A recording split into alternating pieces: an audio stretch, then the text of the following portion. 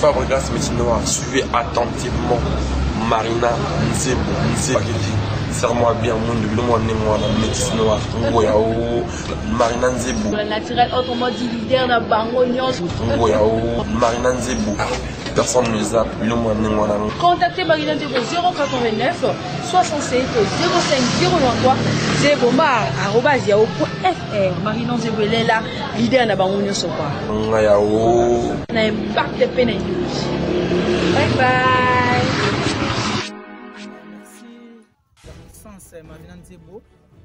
Bon, et là qu'on a nos fonds à l'Obanan, il faut s'abonner à la chaîne parce que les lots sans les réseaux sociaux et les informations s'abonner la chaîne il y a maman Marina pour que basanga ba nouvelle il y a bien na lobby boy ignorance et boma babiloko otozo ko lobela lelo peut-être lelo ngande mutu nzambe a touché pona ko lobela yango lobby peut-être beaucoup za mutu mususu te un jour oyo ignorer yango akoza la victime ya babiloko wana naza sir lelo journée liboso oyambi ngai à la prochaine tokoya lisusu pona ko expliquer batu babiloko mususu oyo ezaya ko bomba ma surtout na domaine national numéro 1 précisément pana biso awa entre Mukala na Kimpese yango wana connaissant ba secret mususu oyo ezako bomba na ba accident wana nde na yango na sepelaki na ya ko répondre na invitation na yo pour que ensemble tokoka komeka kolobela qu'est-ce qui se passe au juste concernant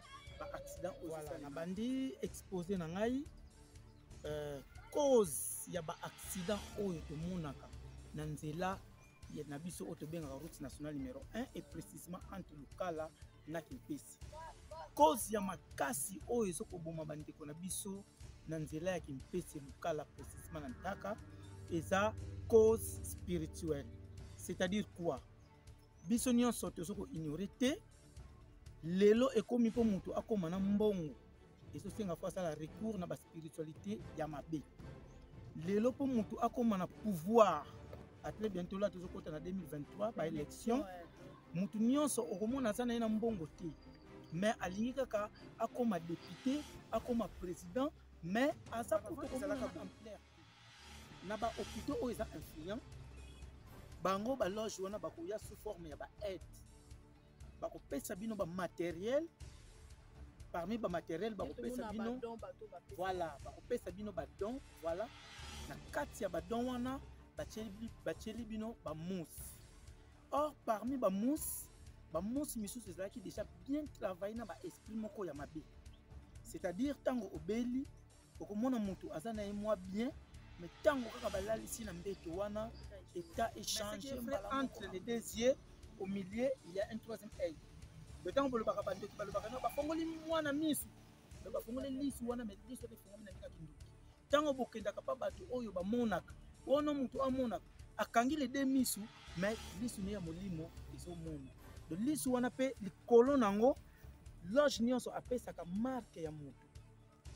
Je prends par exemple l'église catholique bokoko zwa un évêque bopakoliye baputulu bopakoliye bodéguisé ndenge nini un prêtre soka moni ya koloba c'est-à-dire que abandeki koloba soki bovote ngai te nako créer ba égrégore na ngai oyo yango ekokende na ba urne ekokende kozwa ba bulletin de vote pe ekopointer candidat na ye pe bokozala étonné candidat na ye aleki alors qu'apesi bino atakutu polo moko. Voilà ce qui veut dire que na babiloko wana avant okota matadi to benga soki 6 virages wana eza ba virage moko boye très dangereux mais okomona pe ekokisi pe 1 mois 2 mois 3 mois et ça li perte de vie humaine mentaka awa kaka awa est-ce que virage ntaka et l'équipe a virage za côté ya madim je ne pense pas c'est pour dire que force spirituelle ya babilima wana yango nde eyaka kozwaka bato wana donc bazwaka bango c'est par rapport ya période maintenant là tokomi proche ba élection na ba fête nde sikoyo ezosenga bango pe fo ba fêter fo ba mela le sang humain balia banzoto ya bato bakozwa sikoyo bato ya famille na bango te parce que bazobatela bato na bango nde bakoyaka kozwaka ba innocent ya bato alors que babilima wana ezwaka tronçon wana nde elalaka niveau ya kolongola batravailleur bazolonga mais mama Marina okomona kaka subitement pour bangager ki mutu moko bangager 2 personnes na kamoko boye exceptionnel bokende kotala bato wana oyo bangajaka suka wana bokomona ke azwi engagement mais mbongo wana azolia yango te talango même na elongi na ye azolia yango te c'est parce que na débit ba sacrifice humain oyo basengi ye azokokisa yango nanu alors sur ce faut futa nanu salaire na ye et à la longue so okokisi ba sacrifice nde bongo nde akokoka kobénéficiaka na mbongo esengo ebele esika nyonso bolanda biso dans le monde entier bolanda biso à partir de France, États-Unis, partout dans le monde entier na République démocratique du Congo et pourquoi pas na Lukala esika plutôt enregistrer émission na biso. Merci na confiance, merci na fidélité. O botika kopesa biso te, botika kopesa chaîne na bino te, Marinon Nzebo TV. TV moko bato ebele bootala. Oza na posa contacter biso, numéro eza affiché na bas écran, yango eza numéro na biso contact komeli biso. Oza na posa leka émission komeli biso pe okoleka émission na biso. Merci na ba vrai nanga. O ba soutenaka nga de partout bozali na Congo central ou à partir de Belgique autorité morale salutation na yo parce que yo ozanga raté na kota la vidéo nation mon vieux breva à partir de Belgique merci na yo Congo central précisément la nationale numéro 1 to enregistre ba accident R nyonso mbalebele précisément na Ntaka esika wapi to perdre bandeko na biso ebele. Le cas échéant eza eka ya ndeko na biso Dudu Mbuku oyo awuti kotika biso kala mingi te kaka na place wana Ntaka bana ba perdre ba maman ba perdre ba papa baleki ba perdre ba yaya ba perdre baleki bana ba perdre ba papa na ba maman esika wana yango tolingaki un peu tolobela qu'est-ce qui se passe réellement dans cet endroit parce que ezo daté de longtemps déjà to enregistré mawa ebele na lobata bongo eza ebele bato baleli mingi pona olobela yango toyambi pona bino monsieur Diné Disunda oyo azali professeur ya bacours scientifique et puis azali chercheur de la spiritualité yende akomeka ko expliquer biso mwa muke qu'est-ce qui se passe réellement. Bonjour monsieur Diné. Bonjour la puissance Marina Nzebo. Esengo ebele parce que répondre ebele na ba moment où ba répondre raté ba ya raté mais yo au moins oyo bisa biso ko bakisa ce que j'ai ko bakisa par rapport à présentation. Voilà, merci la puissance maman Marina pour nous accorder une parole. Merci ndenge tu koloba na présentation na ko bakisa eloko ebele te naza enseignant na tangisaka na iti Lukala. En dehors de cela naza chercheur en spiritualité.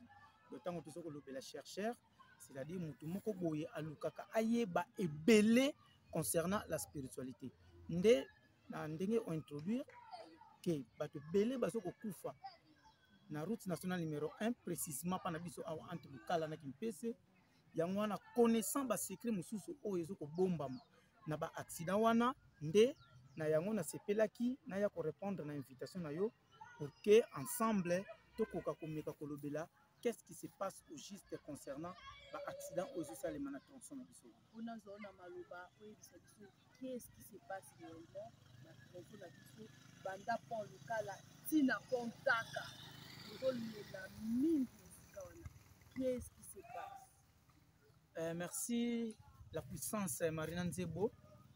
Bon, et là qu'on a nos fonds loba nano il faut bato s'abonner na chaîne na yo bato belé parce que les lots sans les réseaux sociaux de les informations et que penser en musique. Voilà, na bandi exposé na ngai cause ya ba accident oyo to monaka na nzela ya na biso oto benga route nationale numéro 1 et précisément entre Lukala na Kimpese. Nazolobela ba cause oyo eza dit na spiritualité. C'est-à-dire na longoli à part ba erreur au ba chauffeur ba ko commettre. Voilà, ba minda bien te, moi pongi, soit moi manima moko boye ya mabe, to longoli yango. À part accident oyo causé na mécanique. Par exemple, pneu ekimi, chauffeur azakine na lira makasi te mais aniati pe frein simbité, excès de vitesse to longoli yango. cause ya makasi oyo ezokoboma bandeko na biso na nzela ya kimpese lokala précisément na ntaka eza cause spirituelle. C'est-à-dire quoi? Biso nyonso tozoko ignorer te lelo ekomi mpo mutu akoma na mbongo ezosenga fo asala recours na baspiritualité ya mabe. Lelo mpo mutu akoma na pouvoir a très bientôt là tozokota na 2023 ba élection mutu nyonso okomona aza na ye na mbongo te mais alingi kaka akoma député akoma président mais aza kutu komona na ampleur te.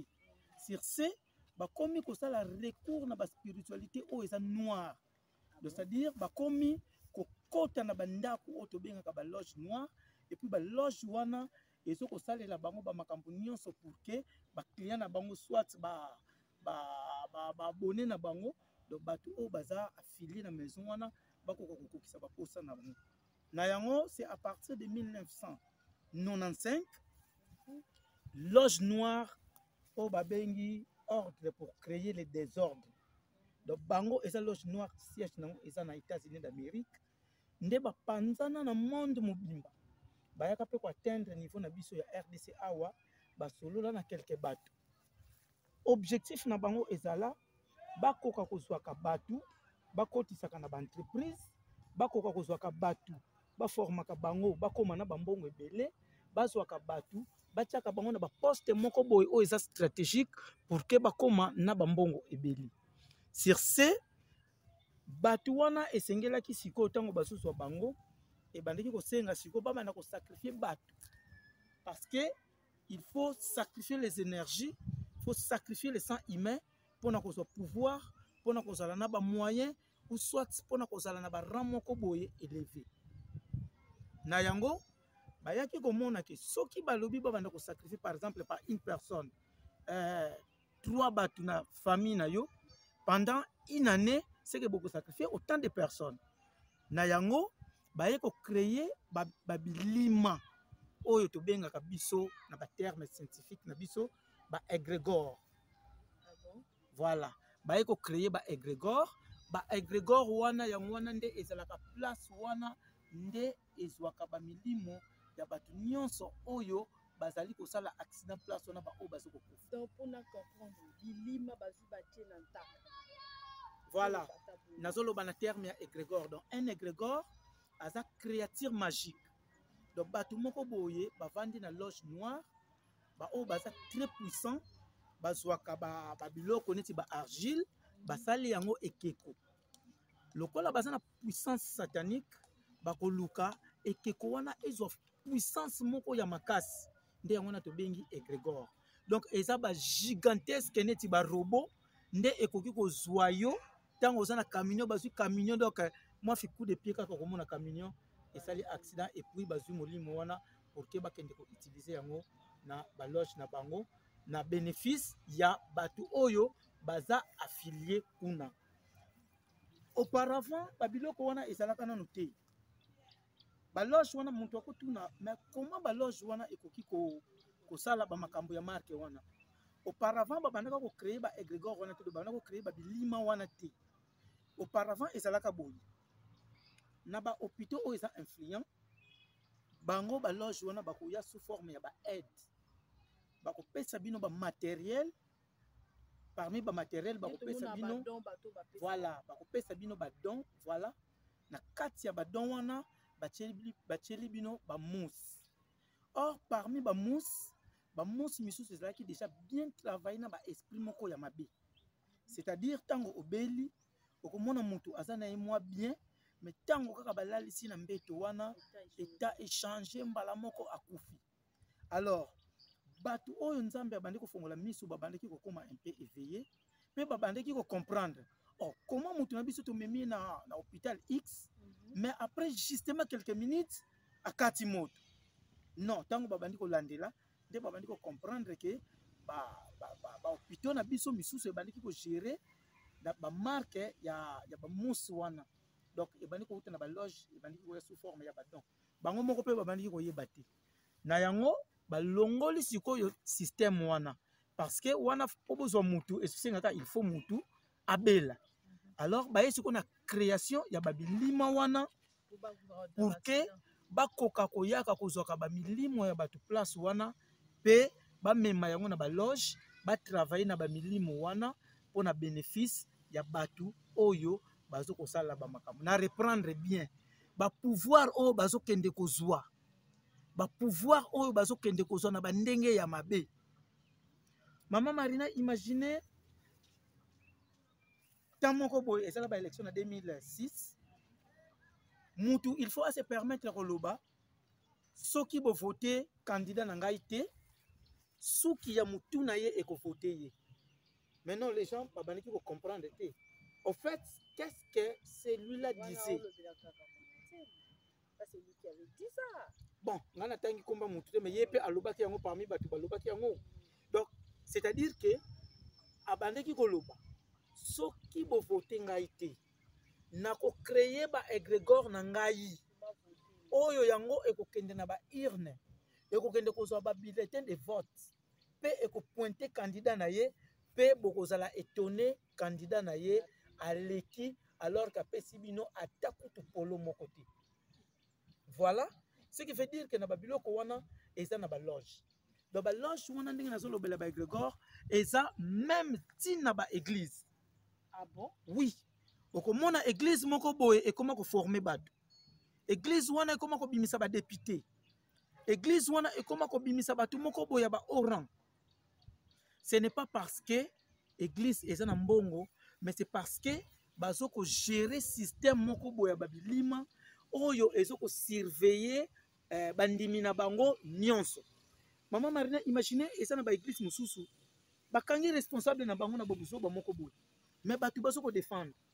Qu'est-ce qui fait ça? C'est parce que babilima wana o ba créa ezoko surveiller bandimi nyonso oyo baza na kati ya loge wana. Donc voilà pour nous revenir ba accident oyo ezo salema entre Lukala na Ntaka toza na babilima wana eza misato. Banani batia ngo d'abord apotama babilima wana en tout cas pour le moment je ne suis pas autorisé ya kotanga bango directement parce que c'est une affaire de loge. Ce comme ilukeli ba problème, ces gens-là ont de l'argent, bazana ba moyens, bazana nyonso na kimite po ba exterminer ngai. Mais ba jongo baza luka baza na kati ya luka na kipesi to baza kaka na luka voilà. Baza na Congo central mobimba. Soit na RDC mobimba. Baza na RDC mobimba. Mais bazoko évoluer suivant ba axe. Biso soki lelo Ntaka wana tozoko perdre. C'est parce que batu ya lukala bayaka ko signer pe contrat na ba loge wana. C'est pour cela que bokomona ba kota na loge wana. C'est pour cela que bokomona soki bosali bilan entre batu lukala na batu kimpese batu bakufi mingi eza batu ya lukala. Soki mutu moko ameki ko contredire ngai. Aya ko contredire ngai to sala débat ya face à face boy. Po na lobby il arrivait un moment où ceux qui osui entre Lukala na Kinshasa, osui Kimpese na Matadi, tronçon na biso oyo komona iso pesa ba accident ebelé par rapport ya côté ya Matadi. Alors que ceux qui otuni batunya so bakenda na Matadi avant okota Matadi to benga ceux qui 6 virages wana. Et ça ba virage moko boye très dangereux.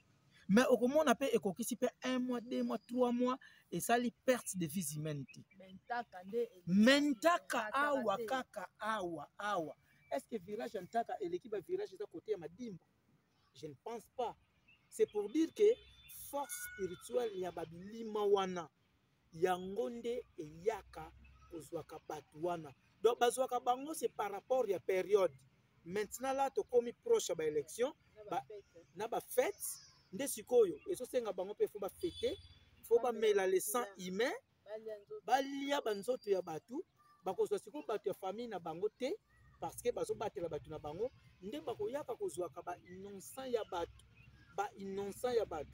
Alors que babilima wana ezwaka tronçon wana nde elala rende place wana. Mais à des fois et se déplacer ka pe ko le kanongo kimpese, tout comme peut pas na biso pe école le kanongo Lukala. Et que ti vers batumba ti vers pe bambanza mu après ezongi eye kolalela nde na milieu nango oza entre Lukala nalobi eza baza misato eza bilima misato ezali nde place wana donc eza très costaud donc eza très costaud parce que bato bacréer yango ndenge nalobi baza bato ya ordre pour créer le désordre donc eza loge moko boye ya makasi oyo eza ke bato nyonso oyo bazoluka bambongo bazokende na baloge wana bato nyonso oyo bazoluka bapouvoir bazokende kokota na baloge wana nazwa exemple moko typique parce que toza awa na lokala fana lobela mingi biloko ya milieu oyo tozali un temps silu akomaki na niveau ya kolongola batravailleur bazolonga mais mama Marina okomona kaka subitement pour obangager ki mutu moko bangager 2 personnes na kamoko boye exceptionnel bokende kotala bato wana oyo bangajaka ya suka wana bokomona ke azwi engagement mais mbongo wana azolia yango te talango même na elongi na ye azolia yango te c'est parce que na débit basacrifice humain oyo basengi ye azokokisa yango nanu te alors sur ce fa futa nanu salaire na ye et à la longue so akokisi basacrifice nde bongo nde akokoka kobénéficiaka na mbongo na 3 bilima wana bazotravaille mpe na baentreprise bazotravaille na bopito mpe bavandi place wana place mpona baaccident. Voilà, réellement c'est ça. Donc ndenge olobi bazotravaille na baentreprise bazotravaille na bahopito bazotravaille même pas bacommerçant. Ah oui, bazotravaille même pas bacommerçant. Nako illustre moi histoire moko boya mokie na yambi papa moko boye aye na ndako ayebisinga ke non bato baza na banyongone balingi kofuta bambongo te apesinga liste naza nango na ndako liste wana eza au moins $20,000 mais ntango natuni bato oyo baza banani ayebisinga ke non baza bagérant ntango nalandeli bien nzoka papa wana ye mpe aza na fielima na ye esalaka bamouvement na maison oteki 300,000 tango ya kotinda lima wana ke kozwa mbongo komona azwi 100,000 yo tango kokonte 200,000 manka déjà ya 100,000 francs après quelques jours na mois tango bakosala inventaire gérant a tombé na déficit aleye siko ba bénéfice na ye ezalaka ye moko na bendeki bambongo na ye akofaire arrêter yo pour que yo susu ofuta mbongo odédommage mbongo na ye oyo outaki kosala manka mais bato bazofuta te crise économique te ezali na mboka eza kaka te ezala na monde ya spiritualité.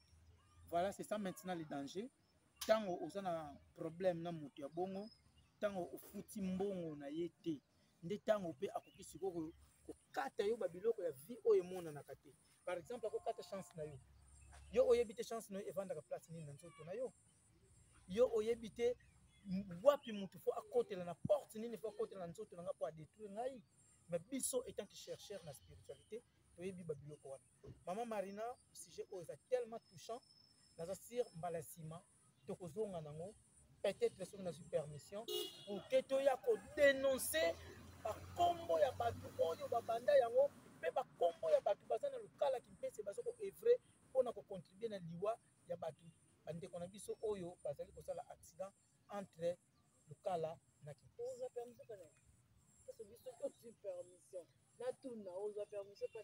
Bon, étant que chercheur na spiritualité nayebi ebele nakoki kokomela bango ke non nalingi na dévoiler bato na bino parce que trop c'est trop et naza sir soki bapermettre ngai nakosala soki baboyi nga moko nayebi nini nakosala nakobongisa ta baarmure na ngai makasi nalati soki naye na dévoiler bango bakozala na pouvoir te ya kosala ngai quoi que ce soit.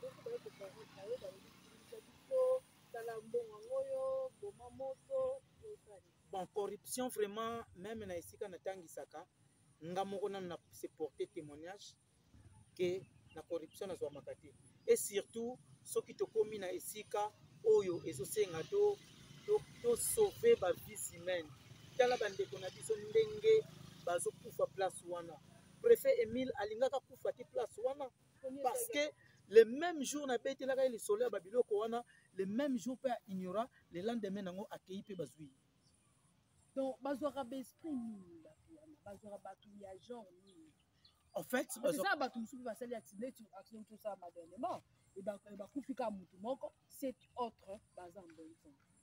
Voilà, merci. bazwaka mutu oyo na temps wana azoko afficher ba signe ya faiblesse. Oui, un pasteur pe na temps wana abimi par exemple na ndaku, oui, okomona na madame babebanaki mwa mokie tant ya kosambela nzambe ezalaki te, tant azoleka boye taux vibratoire ne eza ya kokita, tant babilima wana bamoni ye certainement, tant babaluti camion ye nde fo bazwa.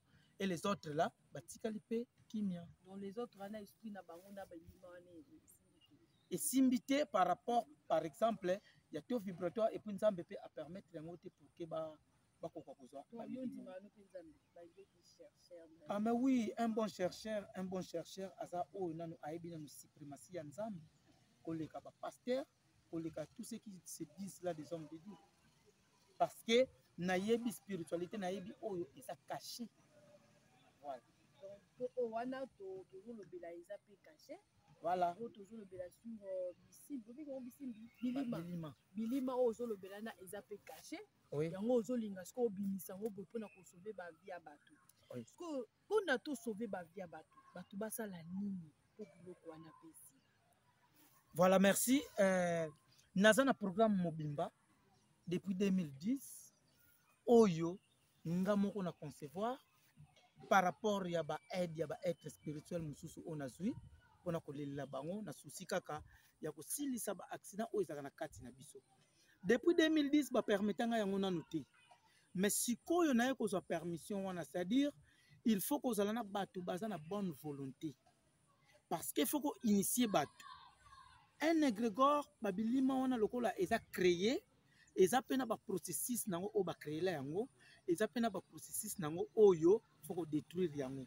Donc un égrégore ezalaka créé et en plus pe ezalaka détruit.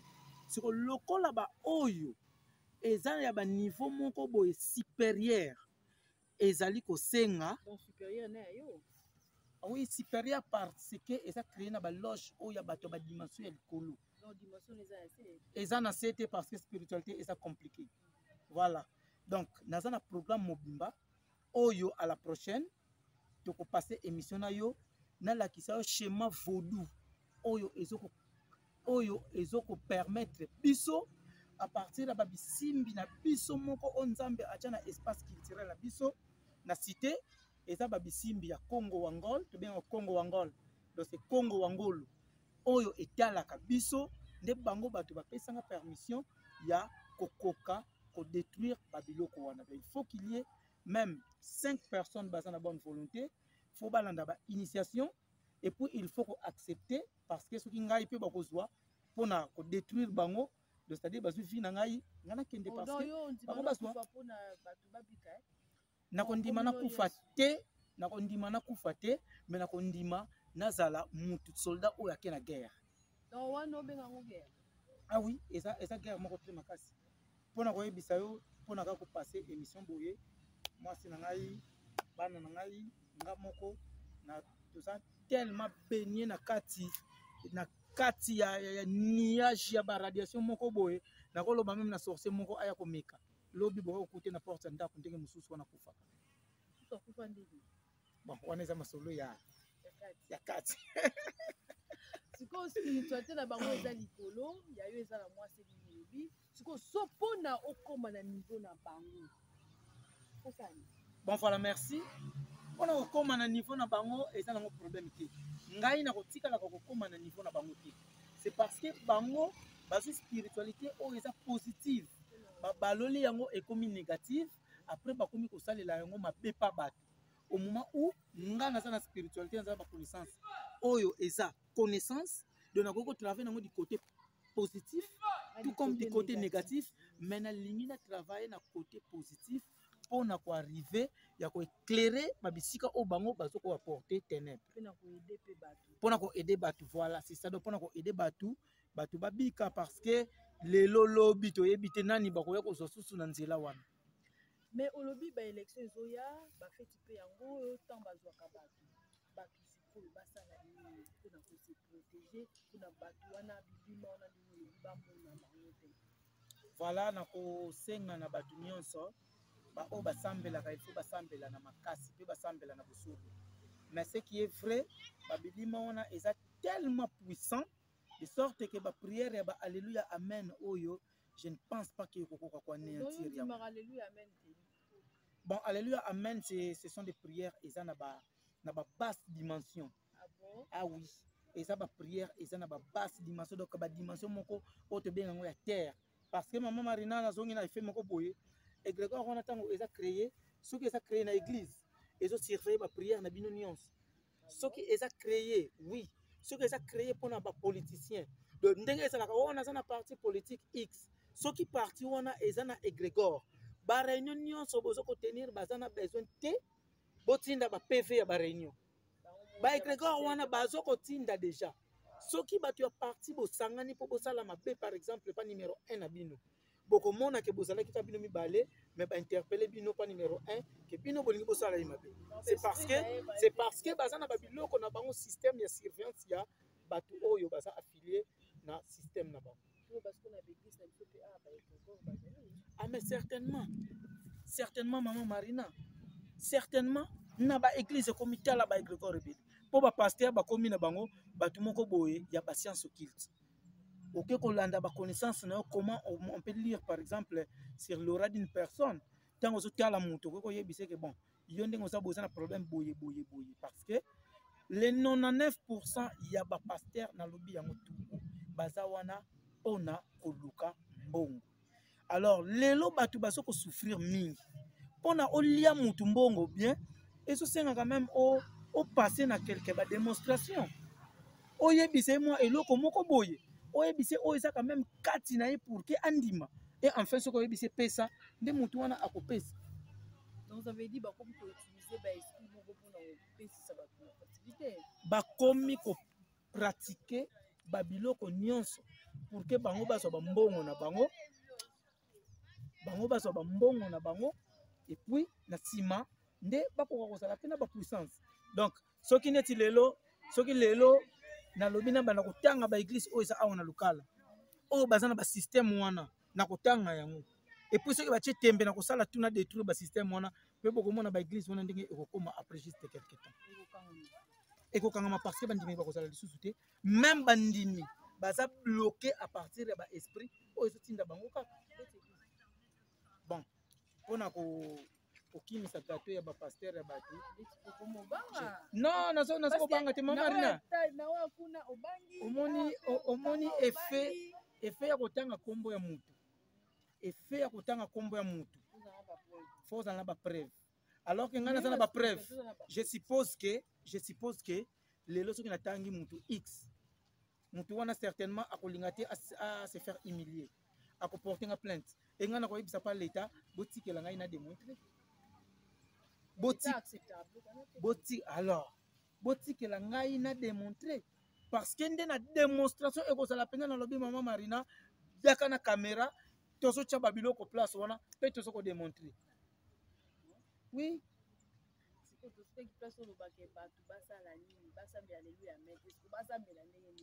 voilà pour le moment na lobi na nga basambela na bango mais ce qui est vrai ba prière ya alléluia amen et ko épargner mutu na ba danger wana te.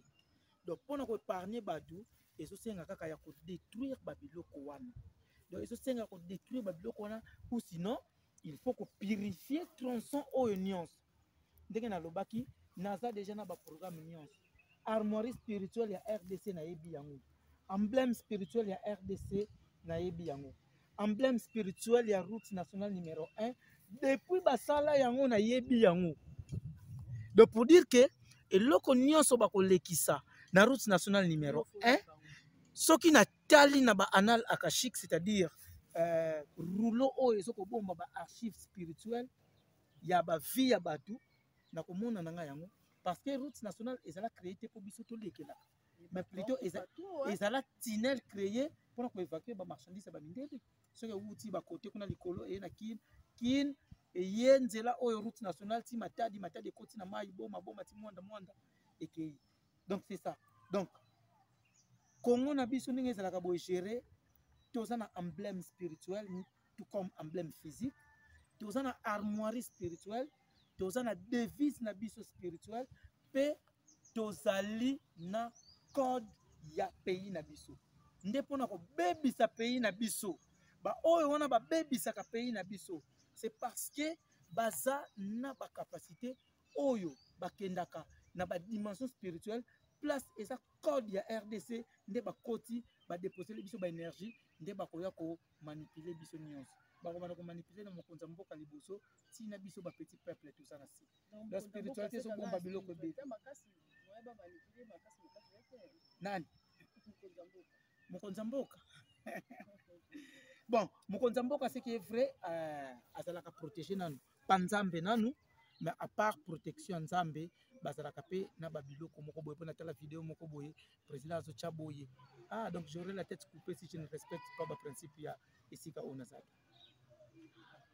voilà c'est ça ye mpe azoluka mpe baboma ye te azoluka ase protéger pour que mabe eyela ye te baempoisonne ye te ou sinon badestituer ye te voilà c'est ce qui fait que la majorité ya baloge lokola eza bamindele bato bacreye yango bayeli biso yango awa na bapays na biso nde bamindele baza na avantage nyonso ya koya kobebisa bamboka na biso parce que biso tozotala boye tozoloba Belgique aya te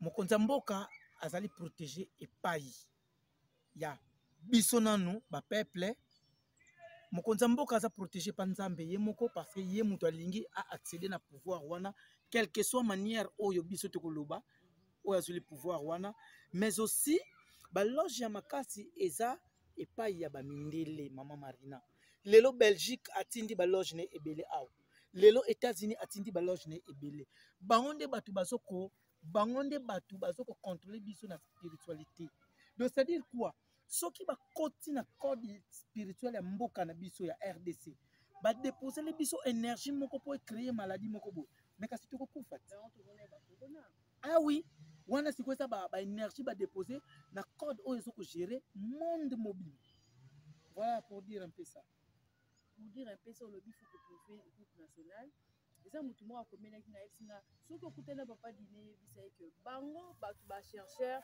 ntango bayaka mpona nde kolobi bapurifie boyaka kaka bopurifie pour un temps ezalaka pour toujours te mona ntango ezongi nango makambo yango est ce que bato bandima kaka na purification na bino to baluka bapaster to bapaster ndenge basalaka mosala bien merci mama Marina na sujet oyo namoni nanu te jusque la pasteur oyo babengi pasteur homme de Dieu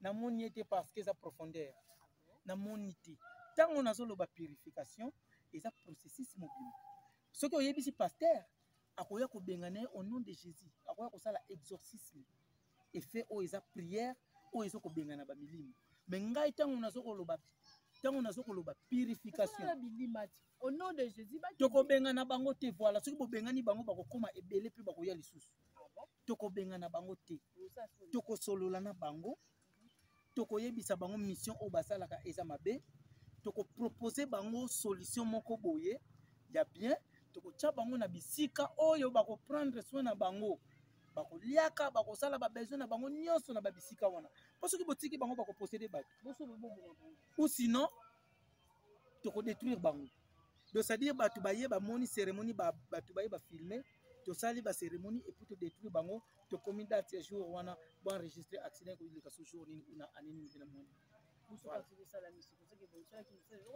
Il ne veut pas dire que accident est coquille au salima. Accident est coquille au salima. Mais les accidents oyo eza causé na babilima wana et kozala lisusu te. Semaine passée faut ezala 4 accidents mobimba lekaki wana. Tango nazo leka na talibo na tuli chauffeur mona kini. Alobi ah prof na comprendre te.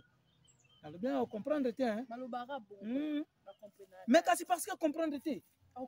Parce que à comprendre te donc bozo kende akosutuka kaka koma kilisa na yini. Kamsi balobi nganga mo wana wana ntaka wana azoka biloka batu ba charge wana eko déposer mona pont wana yo lobani pona yo. Merci pona nganga wana ntaka batika kokosele makambo na yeba ye très bien nganga wana eloko kaka ona bandaka kosepela na yete c'est parce que azala nganga ya ba deuxième bureau.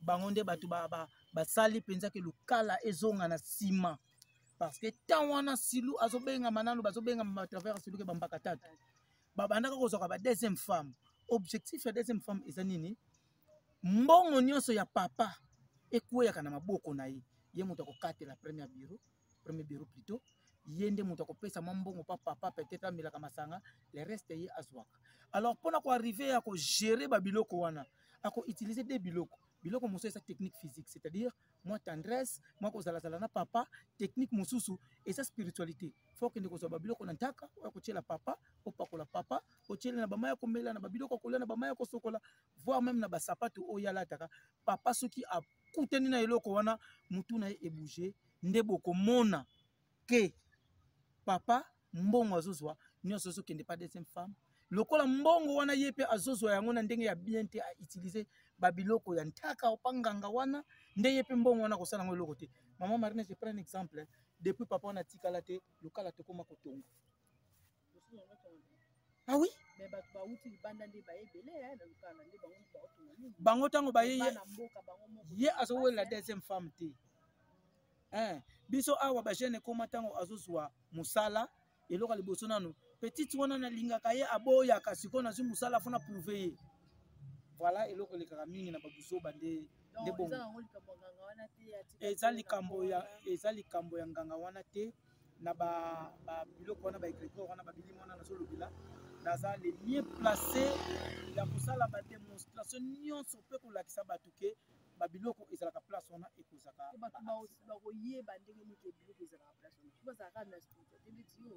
bato bakoyeba soki chance et se permettre un jour to purifier ne fils que tronçon oyo tokobengisa bato mpe bato bakoya bakofilme bakoassiste na bacérémonie nyonso oyo tokosala mpona kopurifie nzela wana na boye soki oleki kuna moto akosentir te asentir soki etelemi asentir nini po acomprendre ke biloko eza akocomprendre te bon nayebi te par rapport ya mutu mais ce qui est vrai babiloko wana eza très gigantesque même chair de poule akobouge te yango te oui baesprit infernal oyo ya mikie wana baâme errante na baesprit oyo eza na niveau inférieur bango nde bakoki kofaire bouger yo bachair de poule mais wana tellement eza gigantesque donc bakoki kokweyisa conteneur bakoki kozwa mutuka oyo na mutuka oyo eza neti mutu azosakana na bajoue donc akotelemisa mutu awa azwi joue wana ya mutuka aye kotuta ye voilà opération wana ndenge elekaka place wana tolobi na lokala okonte biso oyo opesaka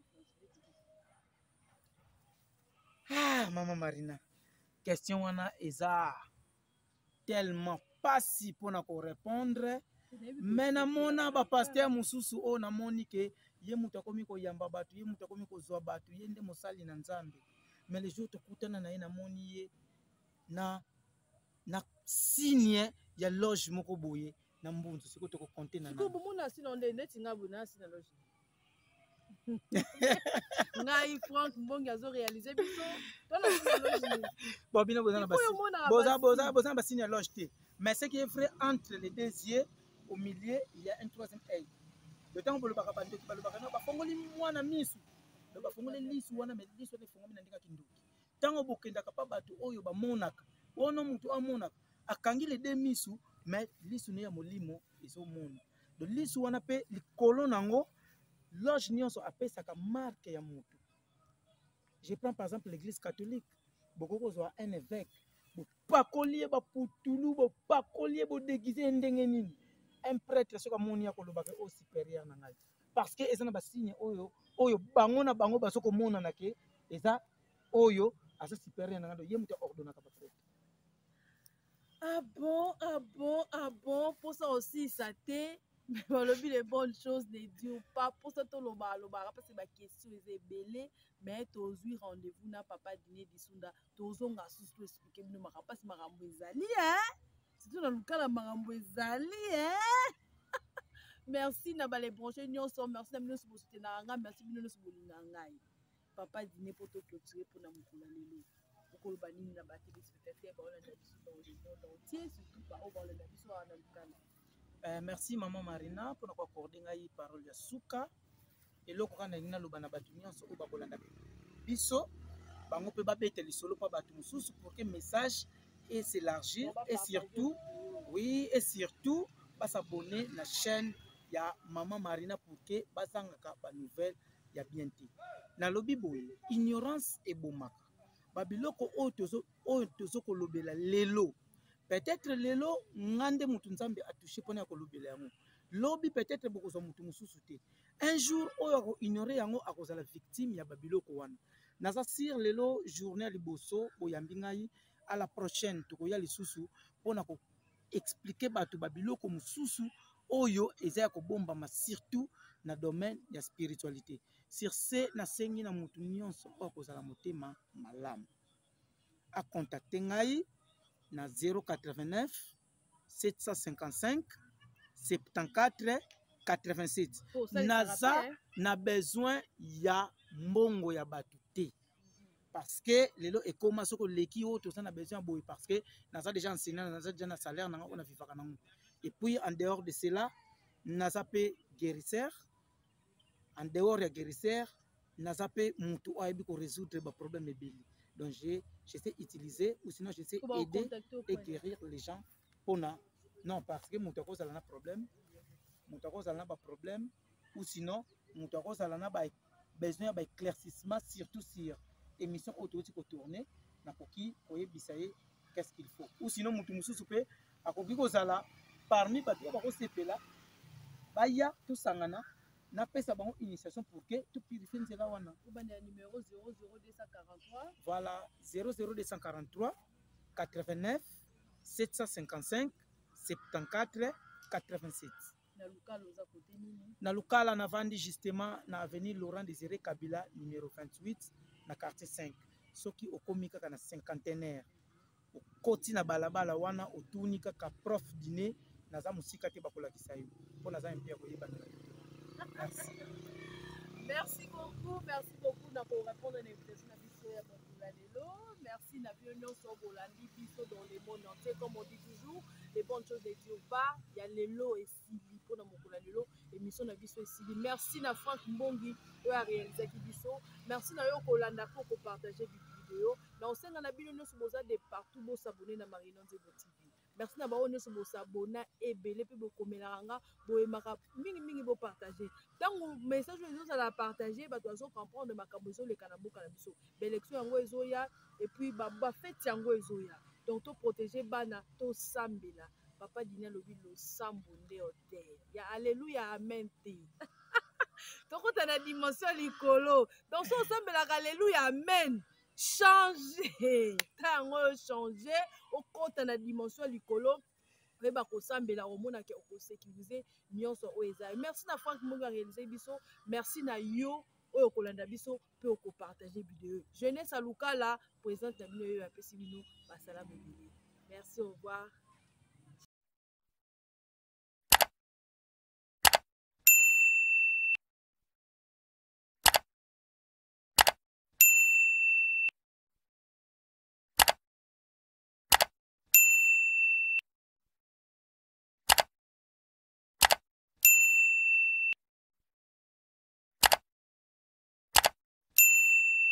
Fabregas Métinois, suivez attentivement Marina Nzebo Nzebaketi. Serre-moi bien, mon moi la métisse noire. Marina Nzebo. La naturelle, autrement dit leader na bango nyonso. Marina Nzebo.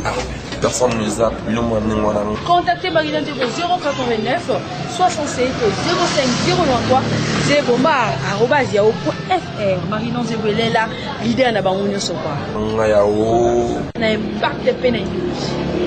Bye bye.